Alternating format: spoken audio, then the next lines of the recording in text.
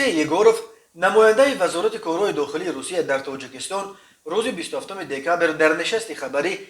در پاسخ به سوال خبرنگاران تاس خبر داد که 120,000 شهروند تاجیکستان که به دلیل یگان قانون شکنی خود از حق عبور مرز روسیه محروم کرده شده بودند دیگر باره حق سفر به روسیه داده شد. در چارچوب یک قطار سازشنامه‌های ماه سپتامبر سال 2021 امضا شده به اصطلاح عفو یا امنیستیای شهروندان تاجیکستان که به دلیل قانون شکنی‌های خرد از حق سفر به قلمرو به روسیه محروم شده بودند گذرانیده شد. در جریان آن 120,000 نفر مورد عفو قرار گرفتند. خبر داده است ایگوروف با گفته او به همین 120,000 نفر اجازت سفر به روسیه داده شده است و شهروندان می توانند بودن یا نبودن اسم خود در روی خطای سیاه روسیه در سامانه ریاست مسائل مهاجرت وزارت کارهای داخلی روسیه پیش از عزم سفر تفتیش کنند. الکسی یگوروف گفت بخش اعظم شهروندان تاجیکستان